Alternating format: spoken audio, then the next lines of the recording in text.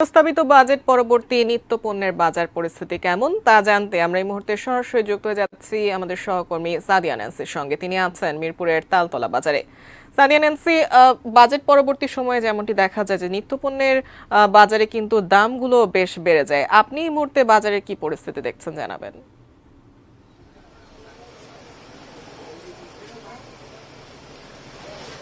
তুনাল, ধন্যবাদ। প্রথমেই একটু কারেকশন করি, সেটি হচ্ছে যে বাজেটের পর শুধু যে নিত্যপণ্যের দাম বেড়ে যায় বিষয়টি একদমই তারা। নিত্যপণ্যের বেশ কিছু পণ্যের দাম কমার তালিকায় থাকে এবং থাকে বাড়ার তালিকায়। তো আমরা সকাল থেকে খুচরা এবং পাইকারি দুটি বাজারই আসলে ঘুরে দেখার চেষ্টা করেছি। গিয়েছি কারণ বাজারে, শান্তিনগর বাজার। এই মুহূর্তে আমি আছি মিরপুরের যেই বাজারটিতে।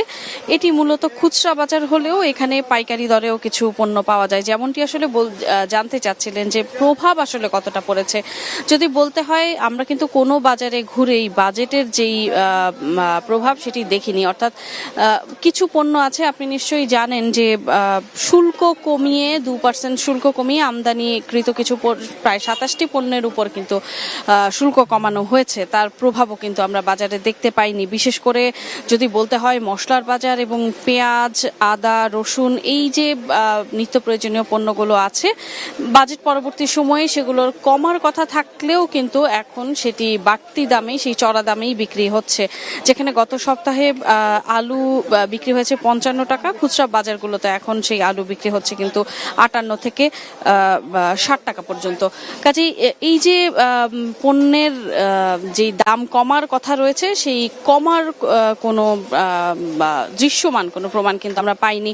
এবং একটি বিষয় বলতে চাই যে স্বাভাবিকভাবে ঈদ আসলে কিন্তু মশলার যেই বাজার সেটি অস্থির থাকে এবং সেটি যথারীতি বাজেটে যদিও কিছু মশলার দাম কমার কথা ছিল, কিন্তু এখন পর্যন্ত সেটির প্রভাব যেহেতু পড়েনি, কাজে বাড়তি দামেই কিন্তু বিক্রি হচ্ছে সেসব মশলা। বিশেষ করে এলাচের দাম কিন্তু কেজি প্রতি 1000 থেকে 1200 এরকম দাম কিন্তু বেড়েছে। ব্যবসায়ীরা বলছিলেন যারা মূলত পাইকারি কিনে আনেন তাদের কাছ থেকে হয়তো খুচরারা কিনে নিয়ে পরবর্তীতে এলাকাগুলোতে যখন বিক্রি হয় সেখানে কিন্তু দাম আরো বেড়ে যায়।